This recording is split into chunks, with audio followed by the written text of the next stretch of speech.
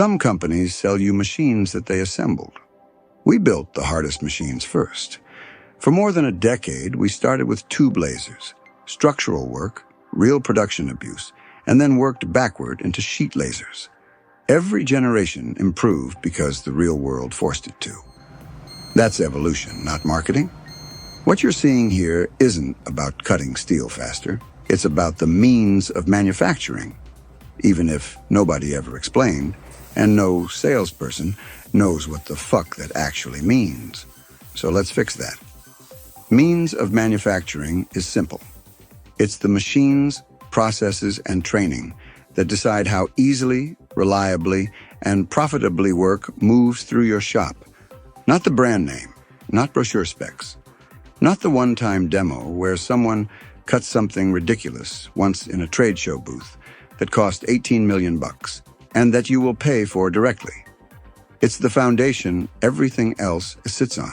And here's the brutal truth. When the means of manufacturing are wrong, operators fight the machine. Settings get pushed harder than they should. Downtime becomes normal. Service contracts become mandatory. Parts and techs turn into recurring expenses. And profits quietly bleed out while the industry shrugs and calls it the cost of doing business. It isn't. It's the cost of buying the wrong machine for how you actually work. When the means of manufacturing are right, everything downstream gets easier. When they're wrong, nothing ever really works. And suppliers make bank directly off your back. Think of it as a productivity tariff you're paying every day. That's backward. And it's a big reason the U.S. sits around 10th place globally in automation and productivity. The right means of manufacturing says something very different.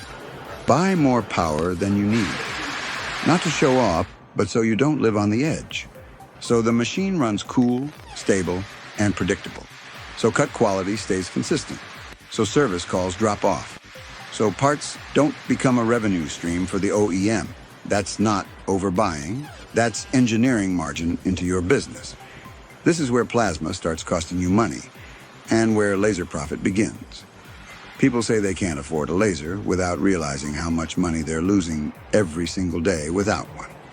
Your customer might be satisfied, but you could be working less, making more, and delivering a better product. And instead, we argue about why automation is expensive, while other countries quietly eat our lunch. Trying to justify plasma over laser today is like arguing a butter knife is better for surgery. Cleaner, faster, more precise tools always win, eventually. And every business hits this moment. It's an inflection point. Grow or slowly die. Some will blame China, the weather, the president, the neighbor's dog, but standing still is the same as going backward. Speed of implementation is what makes businesses grow. This is also why we keep machines simple. No hydraulics on the beds, no layers of unnecessary complexity. No features designed to impress sales reps and punish owners later. Chains are simple. One bed goes in, one bed comes out. You can see it. You can understand it. You can fix it today or tomorrow. Hydraulics are beautiful until something goes wrong. Then you're paying a fortune for diagnostics, waiting on parts from Eastern Europe, and hoping a tech can fit you in next week. Face recognition, auto post-cut measurement, feature stacking for bragging rights.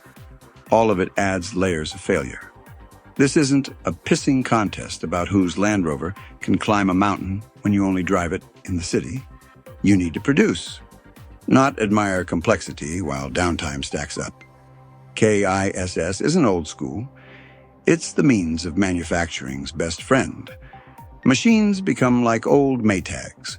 Nothing to fix, nobody calls. That only happens when machines are engineered around reality, not brochure fantasies. Machines don't fail from lack of spec.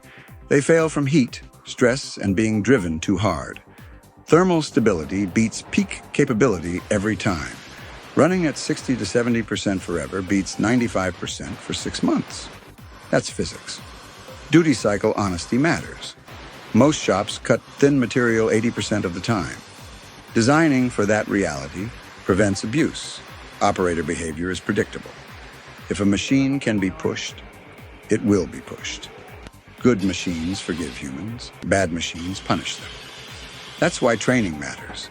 Training isn't a nice extra. It's a mechanical safeguard. Most failures aren't defects. They're misuse. Engineer-led training prevents abuse before it happens. It sets boundaries, explains cause and effect, and removes guesswork. And service dependency? That's not accidental. Machines that need service contracts were designed that way. Machines that don't were engineered with margin. The means of manufacturing isn't about having the most features. It's about removing the reasons machines fail in the first place. Simple machines don't need hero techs. They need operators who understand them. And when your machine works with your business instead of fighting it, service contracts disappear. Parts invoices shrink, and manufacturing starts feeling profitable again.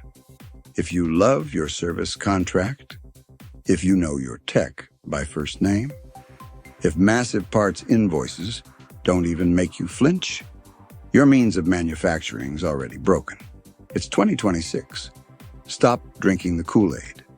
That truth makes some people uncomfortable. The smart ones lean in. Call us to have a no BS, no pitch conversation about your situation before your competitor does.